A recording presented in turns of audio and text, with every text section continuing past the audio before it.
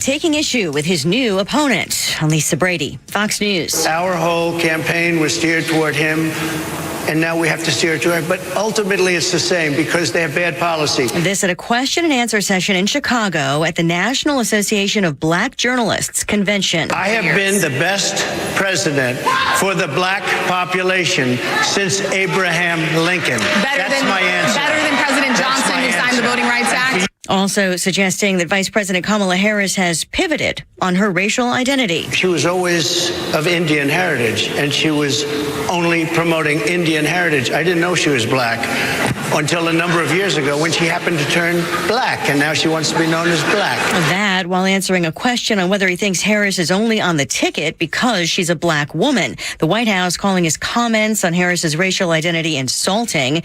The United Auto Workers Union, meantime, just endorsing Harris for president ahead of a mass rally planned for next Wednesday in Detroit. A cautious reaction at the White House after a Hezbollah commander was killed by an Israeli airstrike in Beirut, and then another strike, not officially claimed by Israel, killed the top Hamas political leader who was visiting Iran and who's been a chief negotiator in talks on a ceasefire with Israel. I think it's too soon to know what any of these reported events could mean for the ceasefire deal.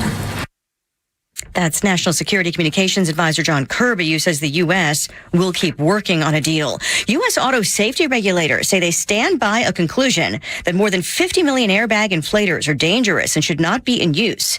That's another step toward a massive recall.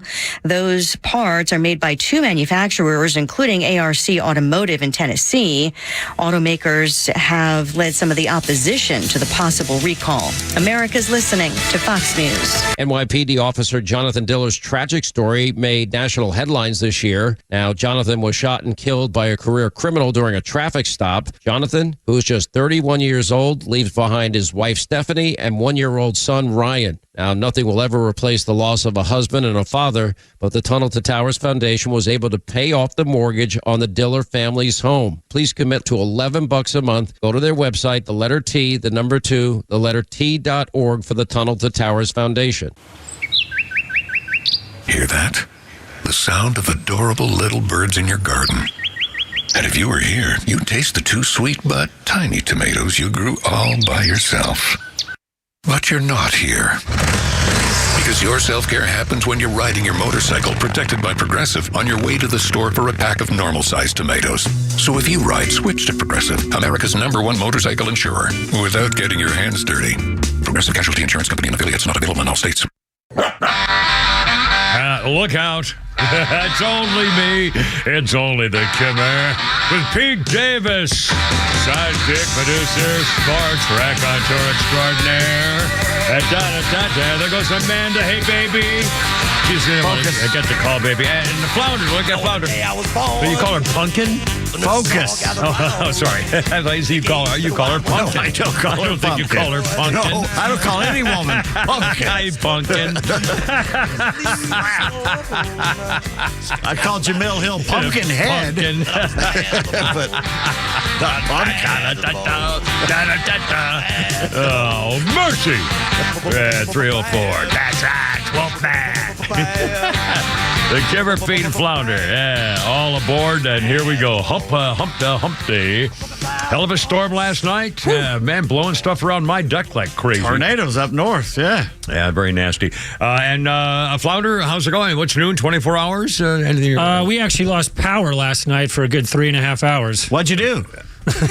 I went to sleep. Oh, all right. Then we can. Euphemisms are good for family radio. Went sure. okay. Yeah, went to take the nap, honey. That's right. Let's do a load of washing machine, shall we? You can't do that when your power's out. Where'd mommy go? Stop it. Take something innocent and I'm twist sorry. it. I got to stop this day drinking. Anyway, 304. God, I don't drink. I'll bet you I haven't had a drink in maybe if I went to dinner in month. I mean, I don't. It's amazing to me. I don't know. And for like a year ago, I remember I'd go home every night and make a Bloody Mary. Every night. And then I remember, like a year before that, every night I'd make a Long Island iced tea. Or no, I'd make margarita. It's unbelievable. And now anyway. I miss margaritas. Do you go into streams like that? I mean, I get into kicks of things, and I like my hot fudge sundaes. I've had a hot fudge sundae every night for months now, and at some point I'll stop doing it because I've gained 10 pounds and I hate myself. But anyway. Oh, yeah. I do that stuff all the time. I did the chicken popper thing that you did with the mashed potatoes and the gravy for a while, and it was like every night. I did the rice every night. I was doing that every night. Now, last 3 nights, I've made quesadillas every night because I make a hell of a quesadilla. Well, if you do it right, I make my own. If I make when I get them, I have to redo everything. I don't. The way they make it is not right. Anyway, you flounder everything, so everything's okay. You got your power back, and how's Kitty and Doggy and all the people there?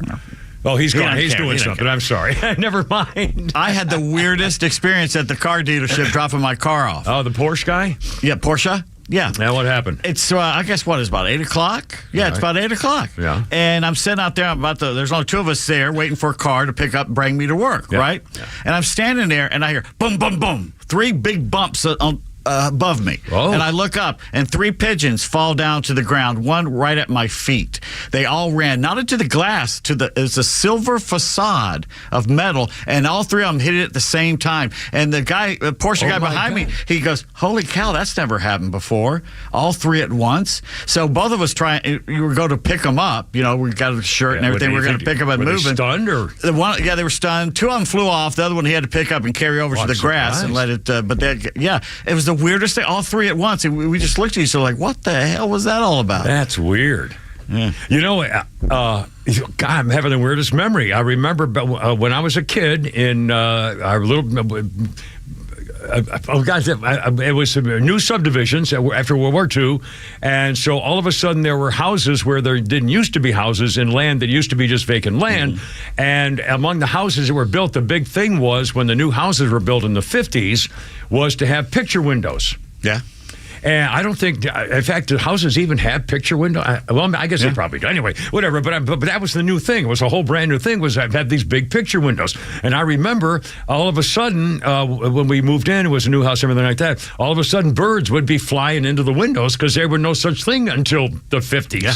And they would. I mean, it was really common until they got used to these houses. All of a sudden, what the hell is that thing with this little wood around and stuff? It was very weird. My mom wouldn't let us have a real pumpkin until we were like 18, because when we were in Mountain Home, Arkansas, when we were real young, this is the 60s, mid 60s. Somebody threw the pumpkin through the picture window. Whoa! Yeah. It wasn't a bird, but it was a pumpkin. No, that's not good. Anyway, pumpkins being the theme of the show. Sorry, folks. I started it. I don't know where we got going wrong. And you still have time to get the Krispy Kreme all day today. $1 donuts. Every donut's $1 all day. Wait a minute, that's a lot of money for one donut. No. Usually, if you get a dozen, you're spending way more than $12. It costs more than $12 for a dozen donuts. Oh hell yeah! Right.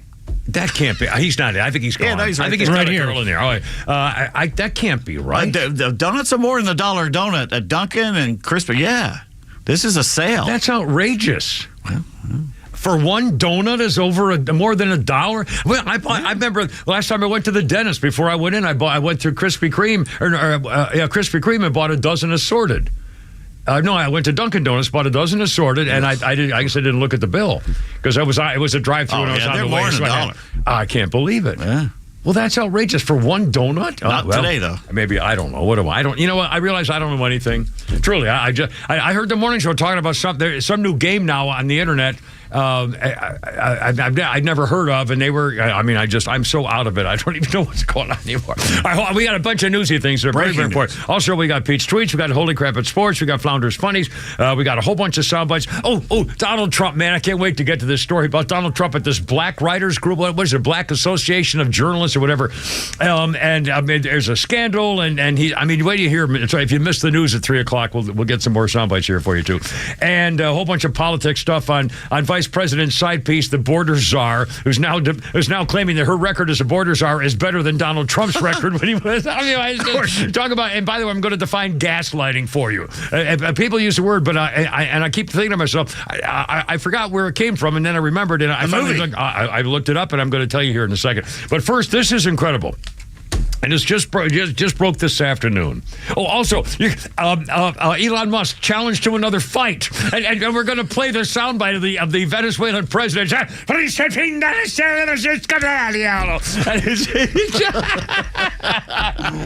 want him dead. I want his whole family dead. Anyway, so we got that coming up. It's going to be beautiful. But first of all, this video came out this afternoon from James Copenhaver. He was one of the victims shot when they tried to assassinate Donald Trump. He had his, I guess it was his video going, or someone right behind him. I guess it was his video. It doesn't actually say if it would. Yeah, it's a video from James Copenhaver. It is his video. As he was critically wounded, the video shows from his eyesight looking behind Donald Trump, over Donald Trump's shoulder, at the freaking shooter. The video shows him looking over, he's behind Donald Trump, looking over Donald Trump's shoulder, and you can see the shooter on the roof. How is it possible? I don't even have to finish the sentence. For 30 seconds, he's roaming around up there. And nobody else saw him. Nobody else with a freaking badge and a gun noticed what the victim who was shot noticed? Right there. Jesus, Mary and Joseph. It's like he was across the street from us on the roof. Google the video. You can see the videos hitting social media. I mean, it's unbelievable. I mean, it's right. Yeah, he would have said, I believe there's a guy with a gun right there. I mean, it's right in his camera. It's right there with his cell phone video. Holy crap.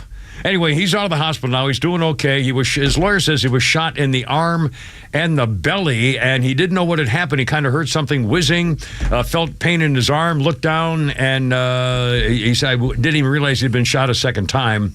And eventually pandemonium and everything like that. So anyway, but again, I mean, there's more. Okay, how is that possible? And again, here's an important point. If there is a vacuum of information, we'll fill it. So the best thing for the government to do is to not have that vacuum of information, because that's how you get conspiracy theories and plans and revenge and things and stuff. How could the Secret Service miss that? How could local cops not miss that? Did they deliberately not show up where they were supposed to? Were they deliberately not told? I mean, there's something going on. Okay, this is just getting more and more freaky. So anyway, so that's